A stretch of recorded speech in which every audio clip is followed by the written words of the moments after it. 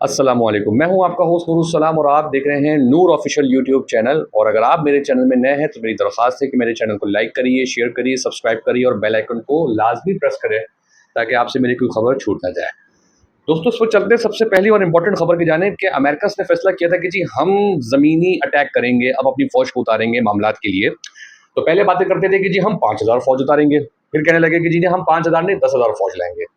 मामला ऐसा है कि ईरानियों ने पैगाम दिया कि भैया 10,000 फौज मत लाना, 10 लाख फौज लाओ ताकि मुकाबला तो हो। 10,000 फौज आके क्या बिगाड़ेगी हमारा। तो अब बहरहाल ये है कि वो क्या लाते हैं क्या नहीं लाते, लेकिन इस वक्त की रिपोर्ट और मामला ऐसे हैं कि तकरीबन जो है सुनने में आ रहा है कि जी 50,000 फौज जो है इस वक्त अमेरिका जो है वहां पे अपनी बिल्कुल रेडी करके खड़ा हुआ है।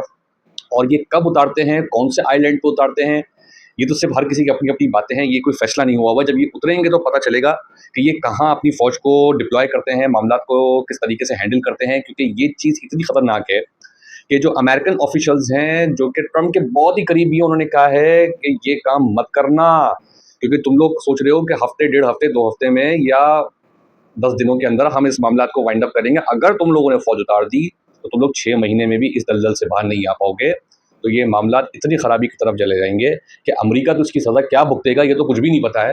जो दुनिया भुगतेगी इसकी सज़ा उसका कोई हिसाब ही नहीं लगाया जा सकता। तो मामला इस वक्त इतनी खराबी की तरफ है कि कोई पुरसाने हाल नहीं है। ट्रम्प अपनी जिद और अना पे खड़ा हुआ है, नेतन्याहू उसको यहाँ तक लेकर आया है। और ईरान भी मामला में इस किस्म का है कि वो किसी की सज़ा किसी को दे रहा है। उनका एक अपना थॉट है, अपनी ओपिनियन है, अपने मामलात हैं। और उनकी वजह से जो अरब के जो दूसरे ममालिक है जैसे सऊदी अरब, दुबई, कतर, बहरीन, कोई जो इनके हालात और मामलात हैं, इनकी स्टॉक मार्केट, इनकी ऑयल फैसिलिटीज़, इनकी डीसैलिमिनेशन प्लांट, सबका बुरा हाल है। कहाँ-कहाँ अटैक हो रहे हैं, कहाँ-कहाँ क्या नहीं हो रहे हैं, कोई पुरसाने हाल नहीं है। मेरे अपने जानने वालों के अरब अमारात में, सऊदी अरब में बातचीतें हो रही हैं। वो बता रहे हैं कि हम अपनी आँखों से देख रहे हैं कि हमारे मैं जिस फैक्ट्री में हम बैठे हुए हैं, हमारी फैक्ट्री के ऊपर से जो है ना ड्रोन जा रहे हैं और सऊदी अरब कोई खबर ही नहीं दे रहा। अब हमारे अपने जानने वाले अरब अपना यूएई के अंदर मौजूद हैं, वो बता रहे हैं कि जी हम अपनी आँखों से देख रहे हैं सामने मिसाइल गिर रहा है और कोई रिपोर्टिंग नहीं है इसकी। सिर्फ ये है कि जी हमने इंटरसेप्ट कर लिया है। लेकिन कहानी क्या-क्या है, कितने मामला खराबी की तरफ है, इसका कोई पुरसाने हाल नहीं है। और ये क्या पोज़ीशन जाके खड़ी होगी, सिर्फ पाकिस्तान के हवाले से हम आपको इम्पोर्टेंट खबर दें। लेकिन जी, पाकिस्तान की पोजीशन दूसरे मुल्कों जैसी नहीं है। पाकिस्तान सही सलामत चल रहा है। सिर्फ पाकिस्तान के अंदर इस वक्त एक चीज़ बहुत खतरनाक चल रही है, वो है फ्यूल प्राइसेस। हमारी स्टॉक मार्केट कभी ऊपर जा रही है, कभी नीचे आ रही है, बट क्रैश नहीं है। निज़ाम ज़िंदगी हमारा बिल्कुल सही चल रहा है। ऐसा नहीं है कि हमें पेट्रोल नहीं मिल रहा, हमें पेट्रोल मिल रहा है, हमें गैस भी मिल रही है। बट इन दोनों चीज़ों में अगर हम पेट्रोल को कैलकुलेट करें तो इस वक्त हमसे ज़्यादा महंगा पेट्रोल अमेरिका के अंदर है अगर हम उनकी कैलकुलेशन करें। ठीक है, तकरीबन 400 प्लस के हिसाब से जो है ना अमेरिका में पाकिस्तानी प्राइस के हिसाब से अगर आप करेंसी रेट का हिसाब किताब लगाएं तो सऊदी अरब में तो अब छोड़ें, अमेरिका में इस वक्त पाकिस्तानी 400 रुपये से ऊपर का पेट्रोल इस वक्त पड़ रहा है। करनी आनी चाहिए। मैंने जिंदगी में नून लीग को कभी वोट नहीं दिया है, लेकिन बात यह है कि जो बात है वो है। हाँ, एक बात है जिस चीज़ के ऊपर ये लोग अभी काम नहीं कर रहे। भैया, पेट्रोल कोई डाले ना डाले, कम डाले, ज़्यादा डाले, सस्ता डाले, महंगा डाले, खाना बनाने के लिए हर किसी के घर में गैस नहीं है। और गैस के मामला अब पाकिस्तान में बड़े शॉर्टेज है। अब जो गैस ईरान पाकिस्तान को दे रहा है या कतर से आ रही है, पाकिस्तान का झंडा लगा के दूसरे मुल्क के जहाज निकल रहे हैं। इसमें हम आपको सलाम पेश करते हैं कि जी आप लोगों ने जो मामला को हैंडल किया। कोई और ऐसी पोजीशन किसी मुल्क की नहीं है पर हमारे मुल्क की। पर जब आपको एक चीज़ मिल रही है तो आपको क्या ज़रूरत है कि यार आप गैस के रेटों को आसमान पे पहुँचा रहे हो। आज का कराची के अंदर गैस का रेट जो बन रहा है वो 400 रुपए किलो के हिसाब से बन रहा है। 400 रुपए किलो के हिसाब से। भैया, गरीब का चूल्हा जलता है। एक चीज़ आप हाई ऑक्टेन 1000 रुपए में ले जाओ, 600 रुपए में ना सस्ता है। भैया, 600 रुपए का हाई ऑक्टेन वो बंदा डाल रहा है जो ऑलरेडी करोड़पति है। अगर उसके 5 करोड़ रुपए में से अगर 10 लाख रुपए कम हो जाएंगे ना, उसको फर्क नहीं पड़ेगा। लेकिन जिस बंदी की वर्थ ही 10,000 रुपए की है या लाख रुपए की वर्थ है, उसको जाके जब अपने घर के खाने बनाने के लिए जब 400 रुपए की गैस लेनी पड़ेगी, कौन जिम्मेदार है उसका। आपको इस चीज के लिए सोचना चाहिए, या फिर आप इसके लिए कोई किसी किस्म का वजीफा निकालें कि भैया गैस खरीदने के लिए टेंशन नहीं है। अगर आपकी पोजीशन नहीं है, आप इतने पैसों में गैस ले लो। या कोई ट्रांसपोर्ट अगर चल रही है गैस के ऊपर, उनको अगर पोजीशन आ रही है, उनको परेशानी हो रही है, तो आपको उसके लिए कोई स्ट्रेटेजी निकालनी चाहिए। आप दूसरे मुल्क के लिए तो कर रहे हैं कि जी इमिडिएशन बहुत अच्छी बात है, हम आपको सलाहते हैं, लेकिन अपने लोगों के लिए भी तो देखें आप लोग कि यार ये गैस 400 रुपए केजी है। यहाँ पे हमारे चाहे लोकल ट्रांसपोर्ट है या लोगों को खाना बनाने के लिए या रेस्टोरेंट्स में खाना बनाने के लिए तंदूर पे रोटियां बनती हैं, मामला होते हैं। तो ये रेट अगर बढ़ेंगे तो हर चीज ऊपर चली जाएगी। आपको इसको कंट्रोल करना है। आप इसकी जगह पे आप हाई ऑक्टेन को 1000 रुपए कर दो। भाई, जिसके पास 50 लाख से ऊपर की गाड़ी है, नंगा आदमी तो नहीं ना, मरेगा नहीं, कोई टेंशन नहीं, महीने, 1.5 महीने, 2 महीने चलती ना, मरेगा नहीं। लेकिन गरीब आदमी को नहीं हैंडल किया, वो मर जाएगा, उसका कोई हल नहीं है। लिहाजा आप हाई ऑक्टेन कर दो। भाई, जिसके पास महंगी गाड़ी है, हाई ऑक्टेन डाला, 1000 रुपए लीटर है, चाहिए लो, नहीं चाहिए खड़ी कर दो गाड़ी, छोटी गाड़ी में घूमो। लेकिन बात ये है कि एक गरीब आदमी का चूल्हा जलना है 400 रुपए की गैस से, ये नाजायज़ है। कुछ भी करें आप लोग इस चीज़ को देखें, ये मेरी हकामे वाला से दरख्वास्त है। अगर आप नहीं देखोगे, देखो भैया हम तो ले लेंगे, चाहे मुश्किल में अकेले आसानी से ले, चलो ले लेंगे। लेकिन आप अपने इस गड्ढे में खुद कूदोगे, मेरी यही दरख्वास्त है। पेट्रोल के रेट ठीक है, जो अभी हालात चल रहे हैं दुनिया के, इंडिया के, हर जगह के पेट्रोल के रेट ठीक है, बट गैस के रेट आप लोग फजूल में बढ़ा रहे हो। गैस आप लोग को सस्ती मिल रही है, ऐसा नहीं है कि महंगी मिल रही है, तो हमारी पाकिस्तान की अपनी गैस है। उसके साथ आप लोग अटैच करते हैं ईरान की गैस या कतर की गैस, उसको मिक्सअप करके आप लोग बांटते हो। अच्छा, पहली बात ये है, उसमें टैक्सेस लगे, क्यों लगे टैक्सेस? भैया टैक्सेस देने में जब आईएमएफ को होगा तो भाई दुनिया के इसमें क्राइसिस चल रहे हैं। कोविड में क्या रीशेड्यूल नहीं होते, सब चीजें रीशेड्यूल हुई थी। हमने जिसको पैसे देने थे हमने बोला था भाई जब आएंगे तो देंगे, नहीं है तो लेंगे। इसमें रोने दाने की बात ही नहीं, जो रो रहा है रोने दो। लेकिन बात यह है, उनको भी पता है इतनी बड़ी मशीन हम इनको छेड़ नहीं सकते या हम इनको गिरा नहीं सकते, हमें चलना पड़ेगा इनके साथ। आप टैक्सेस हटाओ पेट्रोल में से और गैस में से, पर अगर लगाने भी हैं तो अमीरों के लिए लगाओ जिनकी कुव्वत खरीद है। जिस बंदे के पास करोड़ की गाड़ी है ना, वो करोड़ की गाड़ी रखता है, करोड़ की गाड़ी रखने के बाद वो कहता है कि जी हमें इसको छोड़ दो, 4 महीने इस्तेमाल कर लिया, अब दूसरी 1.5 करोड़ की ले ली, वो कहता है इसको छोड़ दो, ईवी ले लो, इसको छोड़ दो। आप उनके लिए लगाओ। पर एक बंदा जो बाइक चला रहा है उसके पास मडगार्ड बदलने के पैसे नहीं है, और आप लोग जो है ना उसके लिए जो है इतनी महंगा पेट्रोल कर दिया है, या उसको अपने घर के लिए अगर चूल्हा जलाने के लिए अगर गैस चाहिए तो बनती है। इस चीज में आप लोग को सोचना चाहिए, आप लोग क्या काम कर रहे हैं क्या नहीं कर रहे हैं मामला बाहर। एक और इंपॉर्टेंट खबर आप लोग को देनी है, इस वक्त जो ऑल्टरनेट पाइपलाइन जो सऊदी अरब की है वो तो बहुत छोटी है, वो तो मामला जो चल रहे हैं वहां से वो लोग चला रहे हैं, लेकिन पूरा नहीं हो रहा। और स्ट्रेट ऑफ हॉर्मज़ से सिर्फ वही जहाज निकल रहे हैं जो पाकिस्तान या चाइना या इंडिया के जहाज निकल रहे हैं, और इस वक्त सबसे ज्यादा जहाज जो अगर निकल रहे हैं तो वो पाकिस्तान के झंडे के साथ गुजर रहे हैं। पर इस वक्त जो है हबशान के पाइपलाइन है जो कि फुजेरा में है और ये यूएई में है, और इन्होंने अपनी एक ऑल्टरनेटिव लाइन बनाई हुई थी कि अगर कोई प्रॉब्लम हो तो हम इस लाइन को यूज करेंगे। इस लाइन के ऊपर भी अटैक हुआ है, ईरान ने अटैक किया है, और इस वक्त जो है ना ये इस वक्त यूजलेस है, हो गई है, मतलब इस्तेमाल नहीं कर सकते हैं, इसकी पोजीशन बहुत खराब हो चुकी है। और ये चीज़ जो है ना मामला बहुत खराबी की तरफ जा चुके हैं। बट इम्पॉर्टेंट बात क्या है, इम्पॉर्टेंट बात जो है वो इस वक्त ये है कि ईरानी ऑफिशियल्स कह रहे हैं कि जी हमने ये काम नहीं किया है। ये जो काम आपका हुआ है, जो दुबई के अंदर इस पाइपलाइन के ऊपर अटैक हुआ है, ये इजराइलियों ने किया है, और आप इसको खुद पता लगाए, जब हम करेंगे हम बोलेंगे हाँ हमने किया है, बट ये हमारा किया हुआ नहीं है। इस चीज़ को आप ध्यान में रखो, हम आपको क्लियर अल्फाजों में ये बात कह रहे हैं। लेकिन वो पाइपलाइन इस वक्त यूजलेस हो चुकी है, खराब हो चुकी है, और इसके ऊपर बहुत बड़े पैमाने पर अटैक हुआ है। बाकी जो है इस वक्त कुवैत के डीसैलिमिनेशन सेंटर जो है वो इस वक्त डिस्ट्रॉय हुआ है, तबाह बर्बाद हो गया, क्योंकि कुवैत के अंदर कोई नहरी निज़ाम नहीं है। अब मामला ये इतना खराबी की तरफ जा रहा है, ये जंग इस पोजीशन पर जारी है कि जी पहले oil facilities, gas facility, military bases या फिर जो है एयर बेसिस, इनके ऊपर अटैक हो रहे थे। अब जो मामला हो रहा है कि पीने का पानी भी हम आपको नहीं देंगे। ईरान के डीसैलिमिनेशन प्लांट्स के ऊपर अटैक हुआ, ईरान ने कुवैत के डीसैलिमिनेशन प्लांट के ऊपर अटैक कर दिया। अब कुवैतियों का क्या हाल होगा, क्योंकि बाबा उनका तो पास तो नहरी निज़ाम ही नहीं है, वो तो इसी पानी को रिसाइकिल करके प्रोसेस करके समंदर के पानी को पीते हैं।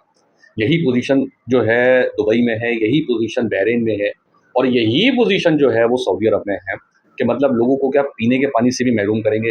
ये जंग किस नेक्स्ट लेवल पर जारी है, कोई पुरसाने हाल नहीं है। लोग कह रहे थे कि जी कोविड 2-3 है, मैं कहता हूँ कोविड 6-7-8 की पोजीशन जा रही है जो इसको खराब होने जा रही है, लोगों का कोई पुरसाने हाल नहीं होगा। बाकी जो है डोनाल्ड ट्रंप ने डायरेक्टली थ्रेट दी है ईरान को कि अगले 48 घंटे बड़े भयानक होने जा रहे हैं, हम जो करने के लिए जा रहे हैं। अब ये क्या करने जा रहे हैं इनको लगेगा पता बहरहाल।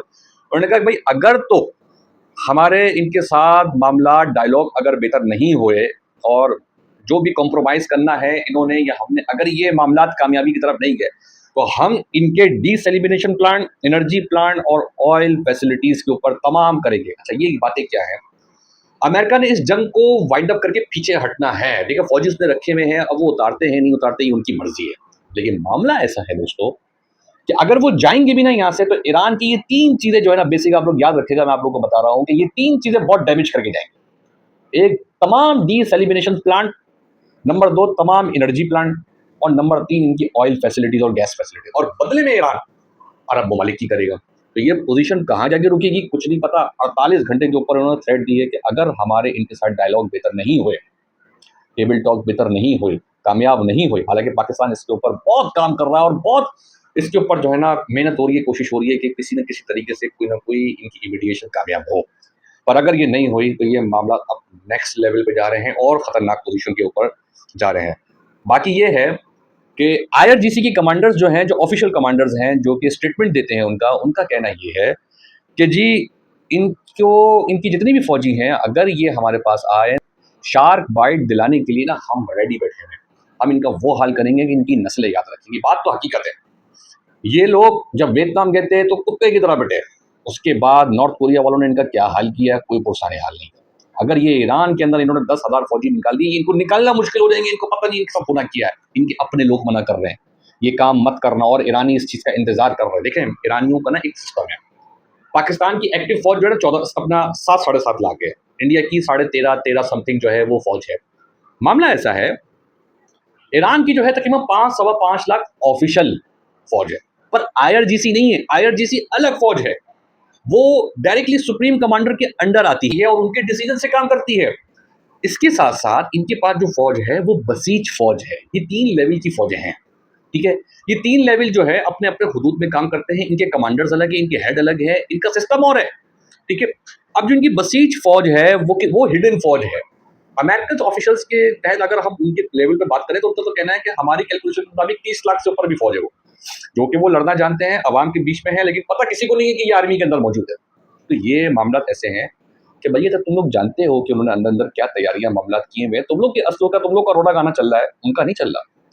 तुम्हारे साथ क्या हो रहा है या दुनिया के साथ क्या हो रहा है, सबका चल रहा है, वो लड़ने के लिए तैयार बैठे हुए, तो क्यों अपने आप को फंसाने के लिए जा रहे हैं और अपने साथ दुनिया को भी फंसाने के लिए जा रहे हैं। तो कि जो पोजीशन इस वक्त बन रही है या चल रही है, ये एक भयानक पोजीशन जा रही है और कहाँ जाके रुकेगी, ये सारे हालात को देख के बरतानिया के प्राइम मिनिस्टर ने कहा है कि हम ऑफिशियली स्टेटमेंट देते हैं कि भैया हम इन तमाम चीज़ों से दूर है, हमारा स्टेट ऑफ हुर्मस, ईरान की जंग, मिडल ईस्ट की जंग मामला से हमारा कोई लेना देना नहीं है।